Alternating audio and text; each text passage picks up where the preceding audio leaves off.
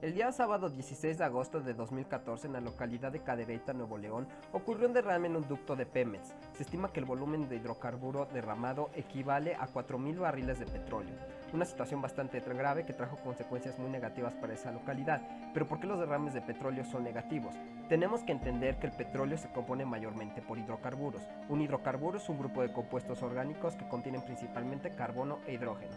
También debemos de entender la estructura del agua. La molécula del agua está compuesta por átomos de hidrógeno y uno de oxígeno unidos por un enlace covalente, lo que nos da la siguiente estructura de Lewis.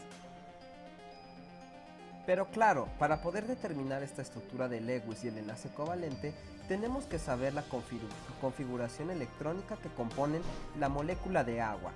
Tenemos que los átomos que componen la molécula de agua tienen la siguiente configuración electrónica.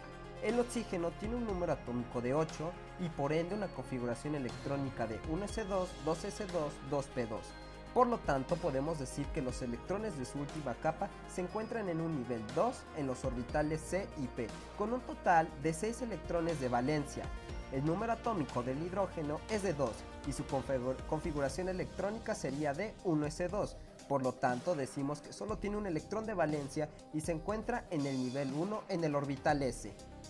La geometría molecular del agua es angular. Con esto podemos decir que estamos ante una molécula polar. En los hidrocarburos, que en general se componen de cadenas de átomos de carbono e hidrógeno, la cantidad de estos átomos puede ir variando según el hidrocarburo del que hablemos. Por ejemplo, el metano de cadena más corta, está compuesta por un átomo de carbono y 4 de hidrógeno unidos mediante un enlace covalente. Por sus dominios de electrones determinamos que su geometría molecular es tetraédrica. Determinamos este enlace conociendo la configuración electrónica del carbono y el hidrógeno. La del hidrógeno ya la mencionamos, así que diremos la del carbono. El carbono tiene un número atómico de 6, es decir que su configuración electrónica será de 1s2, 2s2, 2p2, entendiendo que el carbono tiene 4 electrones de valencia que se encuentran en el nivel 2 en los orbitales C y P. En general, por la geometría molecular de los hidrocarburos estaremos hablando de moléculas apolares.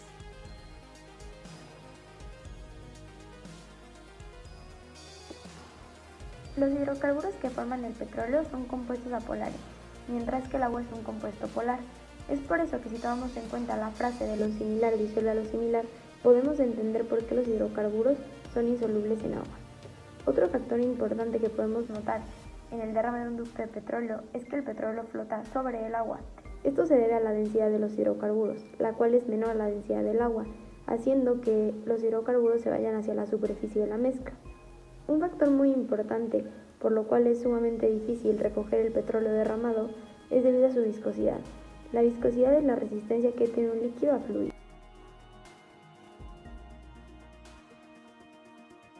En primer lugar, tenemos la polaridad, que representa la separación de las cargas eléctricas dentro de la molécula. Como habíamos visto por la diferencia de electronegatividades y por la geometría molecular de los hidrocarburos, estos son apolares, es decir, tienen una distribución homogénea de cargas. Sin embargo, sí hay interacción entre estas moléculas. Por el movimiento de electrones en un átomo o molécula, se crea un momento dipolar instantáneo.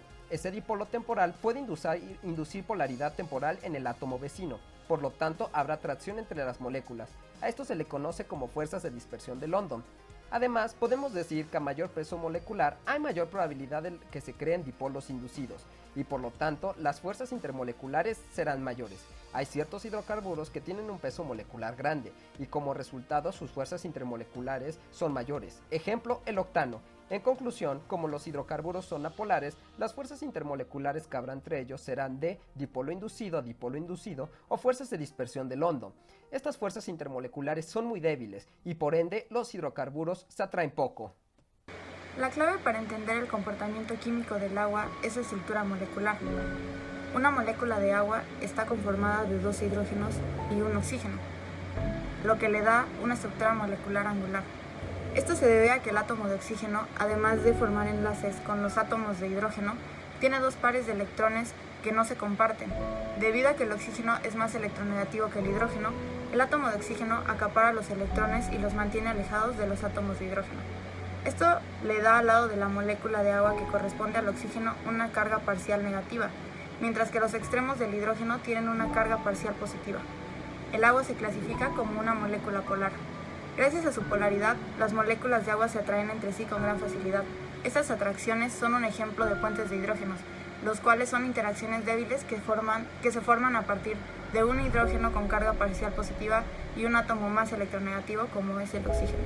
Cuando dos moléculas polares, también conocidas como dipolos, se aproximan, se produce una atracción entre el polo positivo de una de ellas y el polo negativo de la otra. Esta fuerza de atracción entre dos dipolos es tanto más intensa cuanto mayor es la polarización de dichas moléculas polares, o, dicho de otra forma, cuanto mayor sea la diferencia de electronegatividad entre los átomos enlazados. Ahora bien, conociendo esto, sabemos que el agua es una sustancia polar, mientras que los hidrocarburos son una sustancia apolar. Esto debido a que al estar formados por carbono, hidrógeno y oxígeno, no hay otro elemento que sea más electronegativo que el oxígeno, y que tienda a formar una carga de un solo lado de la molécula. Esto genera que, en el momento en el que entran en contacto los hidrocarburos con el agua, la molécula de agua se comporta como un imán. Tiene un polo positivo y otro negativo. El petróleo, por su parte, no se comporta de esa misma forma. Se comporta de la forma totalmente opuesta. Es un compuesto neutro, no tiene polaridad y por eso no tiene atracción ni repulsión por las moléculas de agua.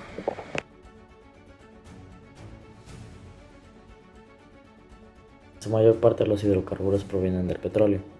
Entre sus propiedades físicas encontramos que su punto de ebullición aumenta a medida que aumenta el tamaño del alcano. En cuanto a su densidad, esta también aumenta cuando la molécula es de mayor tamaño. En su solubilidad, son insolubles en agua. Esto se debe a que son sustancias polares, es decir, que las cargas eléctricas de cada molécula están separadas. Entre sus propiedades químicas tenemos que son combustibles. Todos los hidrocarburos pueden llegar a la oxidación completa.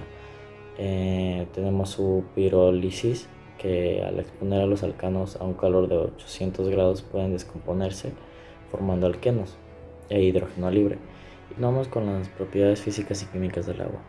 Como ya sabemos, el agua es una sustancia cuyas moléculas están formadas por dos átomos de hidrógeno y uno de oxígeno, formando así el H2O. Tenemos que la densidad del agua es exactamente a 20 grados centígrados es de 0,9999. En cuanto a su tensión superficial, el agua tiene una gran atracción entre las moléculas de su superficie, creando tensión superficial. En cuanto a su viscosidad, la viscosidad del agua a temperatura ambiente, o sea 20 grados centígrados, es de 0,0100 poises. En el punto de ebullición 100 grados disminuye hasta 0,0028 poises. Por lo tanto, se deduce que la viscosidad del agua disminuye con un aumento de temperatura. La compresibilidad es la calidad de comprensible, es decir, que se puede comprimir o reducir a menor volumen. En cuanto al calor específico del agua, se define como la cantidad de energía necesaria para elevar la temperatura en 1 grado Celsius a 1 gramo de agua en condiciones estándar. En cuanto a su conductibilidad térmica, del agua aumenta ligeramente con la temperatura en el intervalo de 0 a 100 grados centígrados.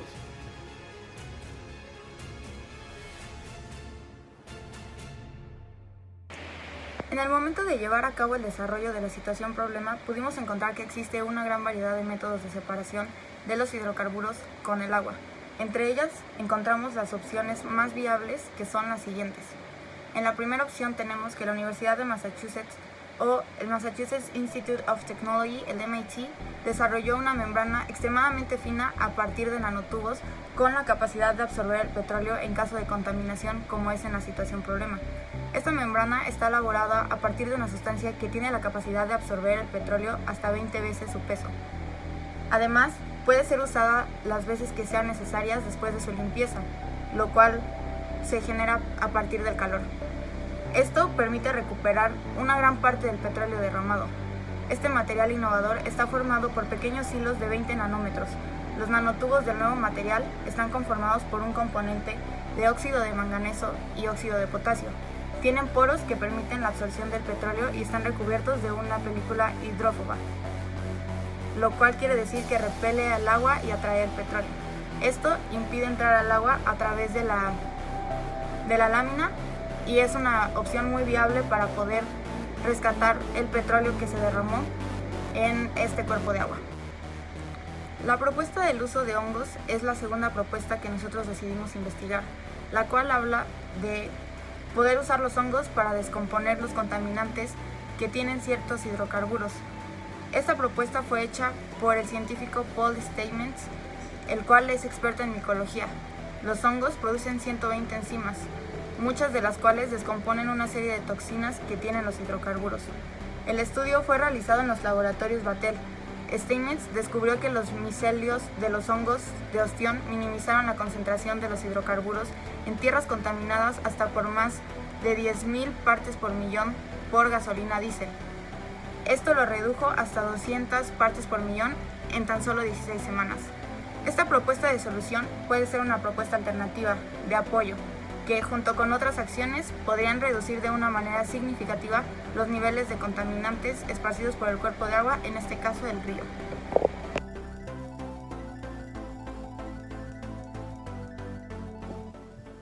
Está comprobado que los hidrocarburos tienen efectos dañinos en la salud y que pueden llegar a ser letales. Es por eso que consideramos sumamente importante que cuando ocurre una situación como el derrame de un ducto de petróleo, el gobierno actúe de forma inmediata y se tomen todas las medidas necesarias para prevenir el dañar la salud de otras personas, la agricultura, la ganadería y el ecosistema. Está establecido en la Constitución que todas las personas tienen derecho al acceso al agua, no solamente para el uso personal, sino también para el uso doméstico. De no ser así, se estaría violando el artículo 4 de la Constitución, que establece el acceso al agua potable y el vivir en un medio ambiente sano.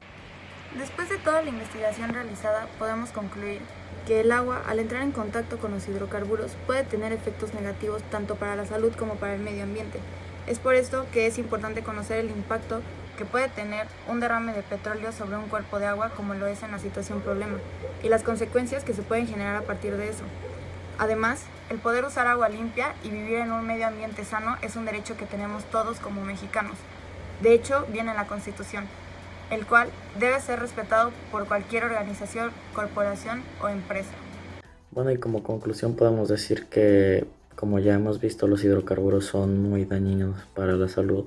Entonces, esto quiere decir que el derrame de petróleo está violando, se podría decir, los derechos de las personas que viven en la comunidad de Cadereyta, ya que todas las personas tienen derecho a un medio ambiente sano, y obviamente a eso se refiere a un agua pues saludable, se podría decir.